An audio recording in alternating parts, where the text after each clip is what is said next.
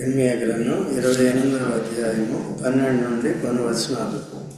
ఈ అధ్యాయము ఆఖరి వరకు ధ్యానించుకుని బైబిల్ పఠనాన్ని ముగించుకుందాం. ప్రవక్త అయిన హనన్యా, ప్రవక్త అయిన ఇర్మీయా నడ మీద ఉన్న కాడిని విరిచిన తరువాత యెహోవా వాక్కు ఇర్మీయాకు ప్రత్యక్షమై ఇలాగ సెలవిచ్చింది. ప్రవక్త అయిన హనన్యా, ప్రవక్త అయిన ఇర్మీయా ఇద్దరు ప్రవక్తలుగానే ఉన్నారు. అయితే హనన్యా అబద్ధ ప్రవక్త, తర్వాత ఇర్మీయా యెహోవా ప్రవక్త, నిజమైన ప్రవక్త. నిజమైన ప్రవక్త చెప్పిన ప్రవచనాలు నెరవేరుతాయి తప్ప అబద్ధ ప్రవక్తలు చెప్పిన మాటలు ఎప్పటికీ కూడా నెరవేరవు. అలాగే ఈ దినాల్లో అబద్ధ బోధకులు, వక్రీకరించి చెప్పే బోధకులు, వారికి అనుభవం లేకుండా చెప్పేది, ఆత్మానుభవం లేకుండా చెప్పే మాటలు కూడా అవి మన జీవితాల్లో మంచి ఫలాన్ని తీసుకుంటాం. అందుకనే దేవుడి నుంచి దూరం చేసేవి కానీ, సహవాసం నుండి దూరం చేసేవి కానీ, ఆత్మీయంగా మనము గొడ్డితనంలోకి వెళ్ళిపోయే పరిస్థితులు వచ్చే బోధల్ని మనం వినకూడదు. అయితే ఆత్మ సంబంధమైన వాటిని, శరీర సంబంధమైన వాటిని వేరు చేయాలి. ఆత్మ సంబంధమైన వాటిని, శరీర సంబంధమైన వాటిని వేరు చేసేవారుగా ఉండాలి. అటువంటి బాధలు ఉండాలి. చూడండి, హెబ్రీ 4:12 మనందరికీ తెలుసు. చదవండి, హెబ్రీ 4:12. ఎందుకనగా దేవుని వాక్యము సజీవమై బలం కలదు. దేవుని వాక్యం ఎటువంటిది చెప్పండి? మన చేతిలో ఉన్న వాక్యం బైబిల్ ఎటువంటిది? సజీవమై. It has a life. Okay, అందుకనే యేసు ప్రభు కూడా అంటాడు యోహాను సువార్త 6వ అధ్యాయంలో, నీ వాక్యము, చూడండి 6:62 చూడండి, యోహాను సువార్త 6వ అధ్యాయం 62వ వచనం, ఆత్మయు జీవమునై ఉన్నది. అలాగైతే ఎన్నో వచనం? 63 చదవండి. ఆత్మయే జీవింప చేయుచున్నాడు, నిష్ప్రయోజనము. నేను మీతో చెప్పాను. యేసుక్రీస్తు ప్రభు సత్యవంతుడు కాబట్టి తాను చెప్పిన మాటలన్నీ దైవికమైన మాటలు చెప్తాడు కాబట్టి మన పాపమును విడిపించి, శాపమును విడిపించి, ఆశీర్వాదంలోనికి, నిత్య జీవంలోనికి దాటించే మాటలు చెప్తాడు కాబట్టి నేను చెప్పు మాటలు ఆత్మయు జీవమునై ఉన్నవి. శక్తి, ఆత్మ అంటే శక్తి గలవి, తర్వాత జీవము గలవి. కాబట్టి సచ్చిన వారిని బ్రతికించే మాటలు, తప్పుదారిని వెళుతున్న వారిని సరిదిద్దే మాటలు. సో ఇవి, అందుకనే సత్యవాక్యాన్ని సరిగా నేర్చుకోవాలి. కాబట్టి వాక్యం ఏంటేమో 4:12లో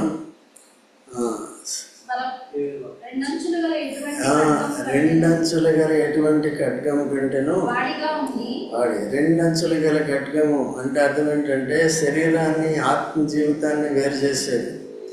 అదే శరీర జీవితం ఎటువంటిది? పాపయుక్తమైనది. శరీర జీవితం ఎటువంటిది?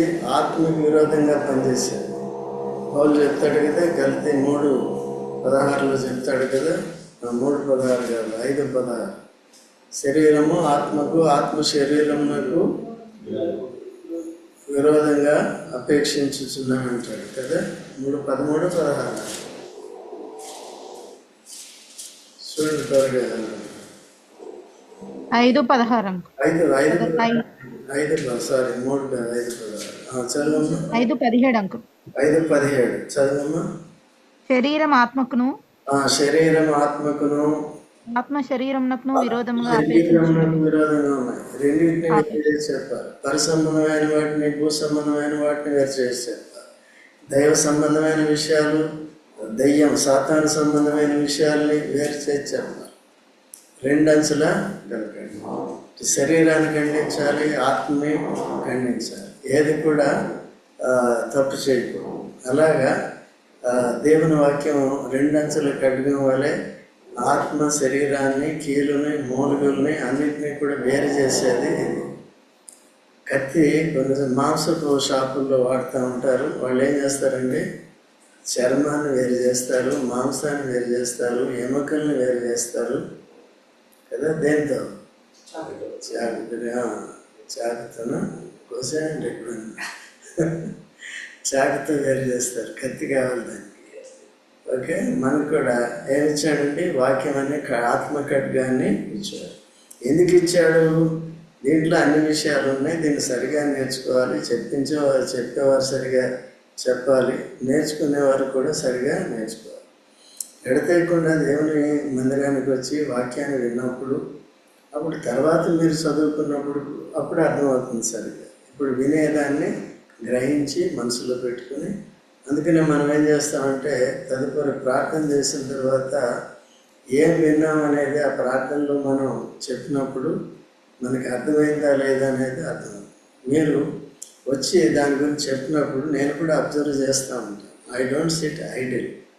ప్రతి మాట కూడా మీరు ప్రార్థనలో కానీ ఆరాధనలో కానీ అందరూ ఉచ్చరించే ప్రతి మాటను కూడా నేను చూస్తాను. ఓకే, కాబట్టి అలా చూసి మీరు ఆ వాక్య ప్రకారం చేస్తున్నారు లేదని చెప్తాం. ఏదంటే మీకు అభ్యాసం చేస్తాం. దేని కొరకంటే తాత్కాలికమైన ప్రయోజనాల కొరకు కాదు, కానీ శాశ్వత ప్రయోజనాల కొరకే ఇవన్నీ చేయటం జరుగుతుంది అన్నమాట. కొంతమందికి అలవాటు లేకుండా ఆయే సంఘాలకి అక్కడికి ఇక్కడికి వెళ్ళేవారంటే హెబ్రోన్లోనే వేరే దగ్గరికి వెళ్ళేవాడికి ఈ అభ్యాసం లేదు. ఒక అమ్మాయి వచ్చింది కొన్ని నెలల క్రితం. ఏంటంటే చెప్పినట్టే చేసేస్తున్నారు, ఎంత చేస్తున్నారు, ఎంత పొడుగు చేస్తున్నారు అని అంటుంది. అర్థమైంది? ఏది? ఆరాధన. చెప్పిన మాటలన్నీ వాక్యం అంతా చెప్తున్నారు. మళ్ళీ వాక్యం అంతా నేర్చుకోవాలి అని చెప్తాను అన్నమాట. వాళ్ళు ఏదో చెప్పింది ఒక పాయింట్ కూడా ఉండదు. వాళ్ళు ఇంత 30 గంట కనీసం ఆరాధన వర్తమానం చెప్పి ఒక నిమిషంలో ఒక్కొక్క నిమిషం ఇంతమంది చేయాలి కాబట్టి ఒక్కొక్కరు ఒక్క నిమిషం ఏం చేస్తారు వాళ్ళు? కాబట్టి ఈ వాక్యం చెప్పేటప్పుడు ఇన్పుట్ ఇస్తున్నాం. ఎందుకు ఇస్తున్నాం? You have to give output. Same thing. దేవుడు మన ప్రార్థన ఎప్పుడు అంగీకరిస్తాడు? దేవుడు మన ఆరాధన ఎప్పుడు అంగీకరిస్తాడు? ఆత్మతో సత్యంతో చేసినప్పుడు ఆరాధన అంగీకరిస్తాడు. తర్వాత నా యందు మీరు, మీ యందు నా వాక్యము. ఎక్కడుంది అది? ఎక్కడుంది? బాగా చెప్పావు. యోహాను సువార్త 15 నువ్వెంత చెప్పావు? మారింది కదా, కొద్దిగా బిజీ అయ్యావు. కాబట్టి 15 ఇవన్నీ సూత్రాలు. ఇవి ఏదో మన ఇష్టానుసారంగా చేసేస్తే కాదు. ఆల్మోస్ట్ నాకు అర్థమవుతుంది ఏంటంటే అన్నీ సరైన బాధలు లేవు. ఏదో ఫలాలు లేకుండా ఆకులు ఉన్నాయన్నారు చూడండి, అదే విధంగా ఉన్నాయి. జనాలు ఉన్నారు, భక్తి ఉంది, బట్ ఏంటంటే వాక్యం అర్థం చేసుకుంటారు. దావీదు చూడండి, వాక్యాన్ని అర్థం చేసుకున్నప్పుడు తను ఎన్ని పొరపాట్లు చేశాడు. ఎట్లా ఉంటుందంటే వాక్యం లేకుండా దేవుని సేవ చేసినప్పుడు, వాక్యం లేకుండా ఆరాధన చేసినప్పుడు, వాక్యం లేకుండా ప్రార్థన చేసినప్పుడు, వాక్యం లేకుండా ఏ పరిచర్యలు చేసినప్పుడు రైలు పట్టాలు తగ్గినట్టు. రైలు నడవాలంటే ఎట్లా ఉండాలి? పట్టాలి. సో వాక్యం ఈ సూత్రాలన్నీ పట్టాలుగా మనకి పనిచేయాలి. లేకపోతే డీ రైలు అయ్యా మనకి ఏమవుతుంది? అందుకని ఇంజిన్ సరిగ్గా ఉండాలి. ఇంజిన్ సరిగ్గా లేకపోతే బోగీలన్నీ ఏమవుతాయి? అందుకే మనం చూసుకుని మీరందరూ కూడా ఇంజిన్లాగా తయారవ్వాలి. ఓకే అండి. కాబట్టి చివరికి మళ్ళీ ఇక్కడికి వద్దాం. హనన్య ప్రవక్త అయిన యిర్మీయా మేడ మీద ఉన్న కాడిని ఏం చేశాడండి? తీసేశాడు. ఎందుకంటే దేవుడు సింబాలికల్గా యిర్మీయా మేడ మీద కాడిని పెట్టుకోమని చెప్పాడు. ఎందుకంటే బబులోను రాజు యొక్క బానిసత్వంలోనికి కాడి కిందకి మీరు వెళ్ళిపోతున్నారు. అని చెప్తే ఈయన ఏం చేశాడు, అలాగేం వెళ్ళట్లేదు, 2 సంవత్సరాల్లో ఏమవుతారు మీరు, వచ్చేస్తారు, విడుదల పొందుతారని అబద్ధ వచనం చెప్పారు. అయితే ఈయన మెడ మీద ఉన్న కాడిని విరగొట్టేశాడు కాబట్టి హనన్య అబద్ధ ప్రవక్త, ఎవరు ఇర్మియా నిజమైన ప్రవక్త మెడ మీద నుంచి దేవుడు పెట్టిన కాడిని విరిచేశాడు కాబట్టి ఇప్పుడు ఇర్మియాకి దేవుడు ఏం చెప్తున్నాడు, నేను ఇంకొక కాడిని కట్టుకో. చూడండి, నీవు పోయి ఇట్లను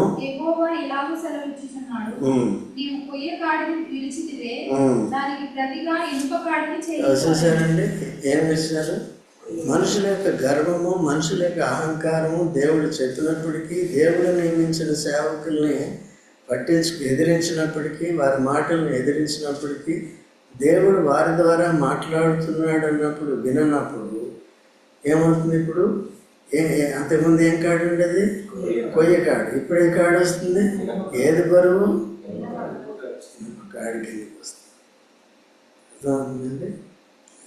అందుకనే ఇశ్రాయేల్ విషయంలో కూడా ఏమంటే ఫరో యొక్క ఐగుప్తు యొక్క ఇనుప కొలిములో నుండి మిమ్మల్ని విడిపించాను కదండి. ఇనుము తీర్పుకి గుర్తుగా ఉంటుంది, ఓకే అండి, శిక్షకి గుర్తుగా ఉంటుంది, దైవోగ్రతకి గుర్తుగా ఉంటుంది. ఇనుము కాడి అయితే భారంగా ఉంటుంది, ఇనుప కొలిమి అంటే వేడిని ఎక్కువగా ఉంటుంది. ఓకేనా, ఏం చెప్పాను,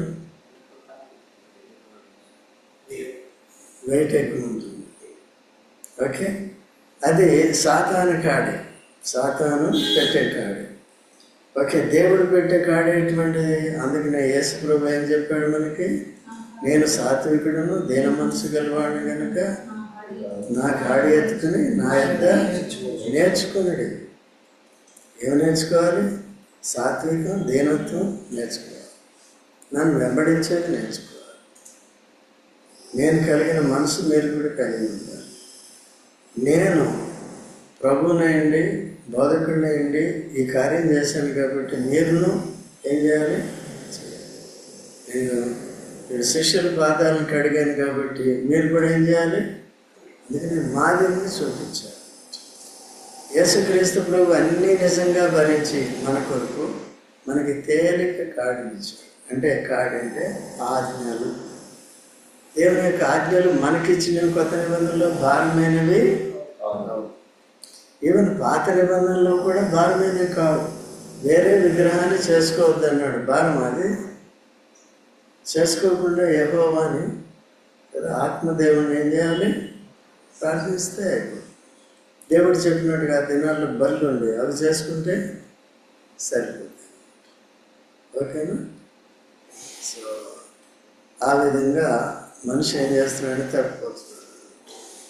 అందుకనే ఏకంగా వాడు చేసిన తప్పుకి పాత నిబంధనని నెరవేర్చిన కారణం చేత యేసుక్రీస్తు ప్రభు వచ్చి సంహరింపబడవలసి వచ్చింది. పాత నిబంధన మార్చి కొత్త నిబంధన చేయవలసి, ఆ నిబంధన ఇచ్చిన దేవుడే శరీరధారిగా వచ్చి బలి అవ్వాల్సి వచ్చింది.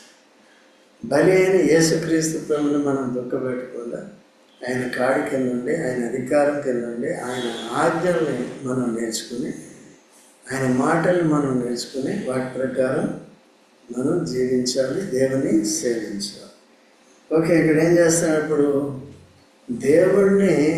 దేవుడు మనిషికి భయపడ్డు. మనిషి ఏం కావాలి, దేవునికి భయపడాలి. ఇది చూడండి, హనన్యాకి ఎంత గర్వం ఉంది, ఎంత భయభక్తి లేనితనం ఉంది. ఇష్టానుసారంగా నిజమైన ప్రవక్త చెబుతుంటే కూడా ఎక్కడైనా మారుతున్నాడా? కాబట్టి ఏమైందండి, ఇప్పుడు ఏం చేస్తామంటే కొయ్యకాడిని విరిచి దానికి ప్రతిగా వేస్తాం. తర్వాత 14 ఇశ్రాయేలు దేవుడును సైన్యములకు అధిపతియు నాకు యెహోవా ఇలాగ సెలవిచ్చుచున్నాడు, ఈ జనులందరూ బబులోను రాజైన నెబుకద్నెజరునకు దాసులు కావాలని వారి మెడ మీద ఇనుప కాడి ఉంచితిని కనుక వారు అతనికి దాసులవుదురు. భూజంతువులను కూడా నేను అతనికి అప్పగించి ఉన్నాను. భూజంతువులు కూడా ఏం చేశాను,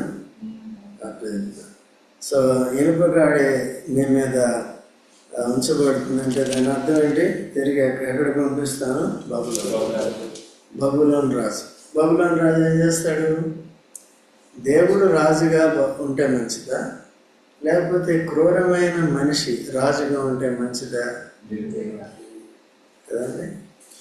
అది అక్కడ కూడా మనం చూసాం. న్యాయాధిపతులు 9వ అధ్యాయంలో ఉంటుంది కదా, ద్రాక్ష చెట్టు అడిగిందంటే ఎవరు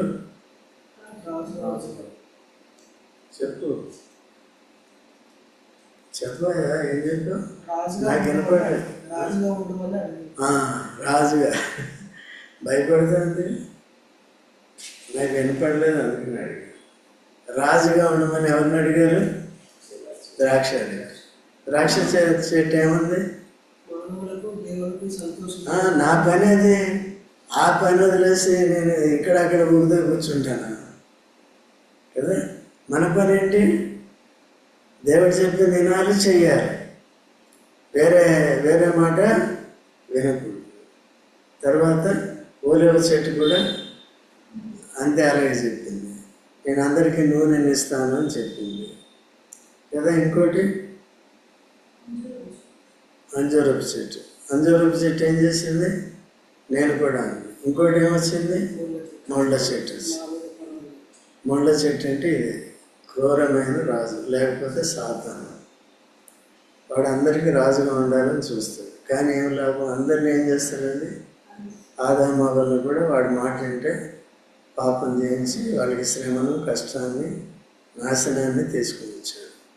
కాబట్టి క్రీస్తు అంటే ద్రాక్ష చెట్టుగా, తర్వాత ఒలివ చెట్టుగా, తర్వాత అంజూరపు చెట్టుగా, మన ముళ్ళ చెట్టు యొక్క అధికారం నుండి మనల్ని విడిపించాడు కదా.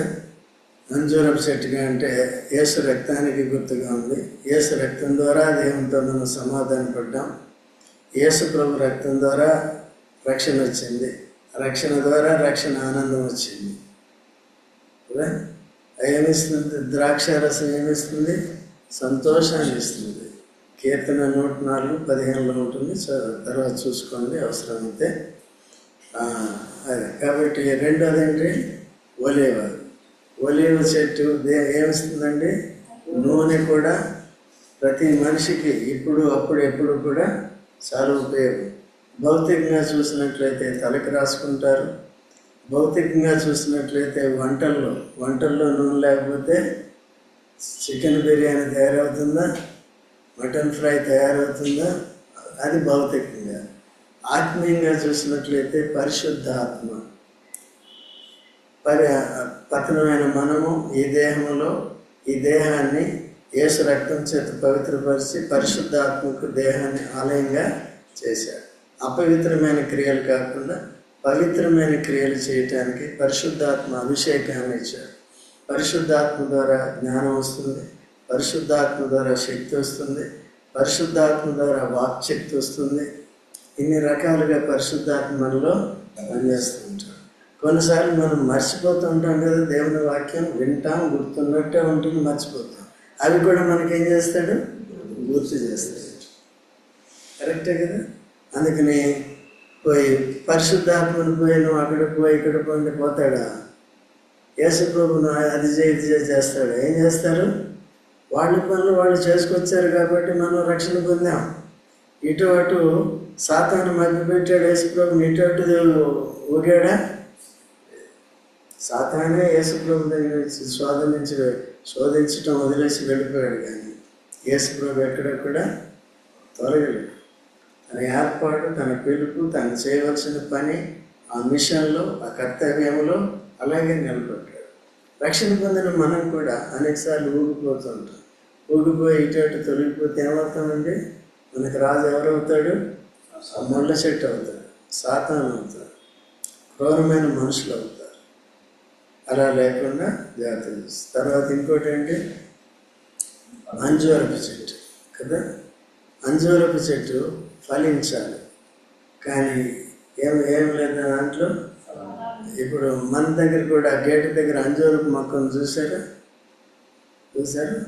అంజూరపు ఆకులు ఏం చేస్తే ఆదామావులు ఏం చుట్టుకున్నారు? మొట్టమొదటిగా ఆకులు. అవి స్వనీతి క్రియలు. దిగంబరత్వాన్ని వాళ్ళు పాపం చేశారు, దిగంబరులు అయ్యారు, తెలుసుకున్నారు, కానీ కప్పుకునే శక్తి వాళ్ళకి లేదు. దేవుడు ఏం చేశాడండి? వారి పాపాన్ని జంతువుని వధించి పరిహరించి వాడి చర్మాన్ని తీసి వారుతాడు. అది పర్మనెంట్. ఇట్లా యేసు ప్రభు మనం కూడా పాపులుగా ఉండగా, సాతానికి అధికారంలో ఉండగా యేసు ప్రభు తను తానే వధింపబడ్డాడు. సెలవులో రక్తం కాచి మనల్ని జయించాడు. విశ్వాసం ద్వారా కృప చేత మనల్ని రక్షించాడు. యేసు రక్తం చేత విమోచించి పరిశుద్ధాత్మ చేత అభిషేకించి కదా మనం ఫలించేవారుగా ఉండాలి. ఎలాగా? అంజూరపు చెట్టు ఫలించేటట్టుగా. కాబట్టి ఫలభరితం ఫలాలు ఎన్ని రకాలు? మొట్టమొదటి ఫలం ఎక్కడంటే మారు మనసుతో స్టార్ట్ అవ్వాలి. మారు మనసుకు తగిన ఫలాలు ఏం చేయాలి? ఫలించాలి. తర్వాత నీతి ఫలాలు ఉంటాయి కదా. నీతిమంతులుగా తీర్చబడిన తర్వాత నీతి క్రియలు చేయాలంటే దేవుడు చెప్పిన క్రియలు చేయాలి. ఆరాధన చేయటం నీతి క్రియ, ప్రార్థన చేయటం దైవ చిత్తానుసారం నీతి, సువార్త చేయటం నీతి క్రియ. ఓకే, ఇవన్నీ కూడా ఏం చేయాలి? మనం చేయాలి. అక్కడేదో ఆ రోడ్డు మీద షెల్టర్ రోడ్ కట్టించేసి పలానా వాళ్ళు జ్ఞాపకార్థం చేసాము అని కట్టించుకునే ఆ దాన ధర్మాలకి ద్వారా మనం నీతిమంతులం కాదు. అవన్నీ కూడా మానవ ఘనత కొరకు చేసుకున్నాడు. అలా లేకుండా జాగ్రత్తగా చూసుకోవాలి కదా. ఇంకా వెలుగు ఫలం ఉంది, ఇంకే ఫలం ఉంది? ఆత్మఫలం ఉంది కదా. ఆత్మను అనుసరిస్తే ఆత్మఫలం ఉంటుంది, పరిశుద్ధాత్మ నడిపితే ఆత్మఫలం ఉంటుంది, శరీరం నడిపిస్తే శరీర క్రియలు ఎలా ఉన్నాయి? స్పష్టంగా ఉన్నాయి. కోపము, క్రోధము ఇవన్నీ ఉంటాయి, విగ్రహారాధన ఇవన్నీ ఉంటాయి, వ్యభిచారం ఉంటాయి, తర్వాత మత్సరం ఉంటుంది. ఒకళ్ళ మీద ఒకళ్ళు ఏం చేస్తాం? మనం ఈర్ష్యపడుతూ ఉంటాం. సో ఎన్ని రకాలైన ఫలాలు బైబిల్లో ఉన్నాయి. వాటన్నిటిలో ఫలాలు. చాలామంది ఏం చేస్తారు? ఫలం దగ్గరికి వచ్చేటప్పటికి కేవలం ఆత్మఫలం దగ్గరికి వెళ్తూ ఉంటారు. అట్లా కాకుండా అన్ని ఫలాలు ఏం చేయాలి? మనం ఫలించాలి. తర్వాత ప్రవక్త అయిన హనన్యాతో ఇట్లా నేను హనన్యా వినుము, యెహోవా నిన్ను పంపలేదు, ఈ ప్రజలను అబద్ధమును ఆశ్రయింపజేయుచున్నావు. చూశారండి, యెహోవా నిన్ను ఈ నిజమైన ప్రవక్త భయం లేకుండా ఎట్లా చెప్తున్నాడండి? నిజం చెప్పేవాళ్ళు, నిజం నిప్పు లాంటిది అంటారు కదా. నిజం చెప్పేవాళ్ళు ఏంటి? పాపాత్ముడు ఎప్పుడు కూడా ఏం చేస్తాడంటే శరీరానుసారంగా ప్రవర్తించి ఆత్మానుసారులని నిజం చెప్పినప్పుడు హింసిస్తూ ఉంటాడు. యేసు ప్రభుని ఎందుకు హింసించారు? నిజం చెప్పినాడు. వీళ్ళు గుడ్డవాడు. నిజం చెప్పినప్పుడు శరీరానుసారులు ఎప్పుడు కూడా ఆత్మానుసారులు హింసిస్తూ ఉంటారు. చివరికి వాళ్ళు శాశ్వతమైన తీర్పులోకి వెళ్తారు కదండి. వీళ్ళు ఆ శ్రమ పడిన దానికి బహుమానం అనేది పొందుతారు. కొద్దిగా ఓపిక అనేది కావాలి. సత్యాన్ని విడిచిపెట్టు. సత్యవంతుడంటే అన్ని పరిస్థితుల్లో సత్యాన్ని చెప్తారు. ఆ తర్వాత యెహోవా ఈ మాట సెలవిస్తున్నాడు, భూమి మీద నుండి నేను నిన్ను కొట్టివేయుచున్నాను. యెహోవా మీద తిరుగుబాటు చేయుటకై నీవు జనులను ప్రేరేపించినవు కనుక ఈ సంవత్సరం నీవు మరణమవుదువు అని చెప్పాడు. ఈ సంవత్సరం మనం పాట కూడా పాడుకుంటాం కదా, తర్వాత పాడదాం. అయితే ఇక్కడేముంది? యెహోవా చెప్తున్నాడు, నేను కాదు విను, భూమి మీద నుండి నేను నిన్ను కొట్టివేయు. ఎందుకు? అబద్ధ ప్రవచనాలు చెప్తున్నావు, నా జనుల్ని త్రోవ తప్పిస్తున్నావు, వారిని ఇనుప కాడి కిందకి తీసుకొచ్చావు. అంతకుముందు ఏ కాడి? మారు మనసు పొందంటే అది కూడా పోయేది, ఆ కాడి కూడా పోయేది. ఇప్పుడు దేని కిందకి వచ్చింది? ఇక ప్రమోషన్ ఎక్కువ అవుతుంది పాపానికి. కాబట్టి వస్తుంది. దీని అంతటికీ కారణం ఎవరు? నువ్వు ఈ సంవత్సరంలో ఏమవుతావు? జరుగుతుందా లేదా? ఎందుకు జరుగుతుంది? దేవుడు చెప్పాడు. దేవుడు ఎవరితో చెప్పాడు? నిజమైన ప్రభు, యెహోవా ఏర్పరచుకున్న ప్రభు. కాబట్టి మరణం అవుతామని చెప్పాడు. తర్వాత ఏమైంది? ఆ సంవత్సరమే 7వ నెలలో ప్రవక్త అయిన హనన్యా మృతి నొందెను. ఆ సంవత్సరమే 7వ నెలలో ఏమైందండి? అయినా కొంత టైం ఇచ్చాడు, కొన్ని మాసాలు. మరి జనవరిలో చెప్పాడు, ఫిబ్రవరిలో చెప్పాడు, మార్చిలో చెప్పాడు. ఆ సంవత్సరం ఎప్పుడండి? జూలైలో అయిపోయింది. ఇంకా మనకి జూలై ఇంకా 2 నెలలు జాగ్రత్త చూడండి కదండి. జూలై మాసంలో ఏమయ్యాడు?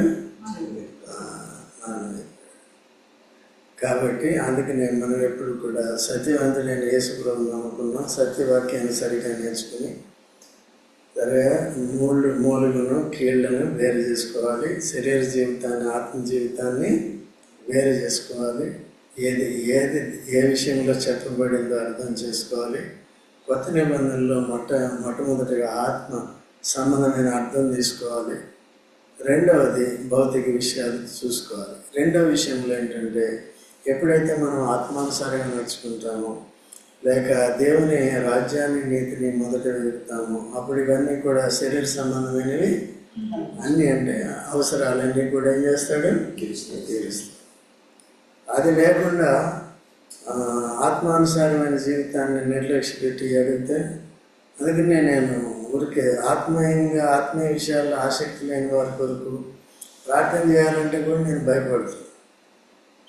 వాళ్ళు మారితే బాగుండు, సరి చేసుకుంటే బాగుండు, దేవునికి ప్రథమ స్థానం ఇచ్చే బాగుండు అని ఎంతో నేను బాధపడుతాను. ఎందుకంటే ఒకవేళ చేసినప్పటికీ మనం చేసామనుకో, కొన్నిసార్లు ఏంటంటే మొండిగా ఉంటే శిక్ష పెడతాడు శరీరంలో. ఆ శిక్ష దేనికి పెట్టాడు?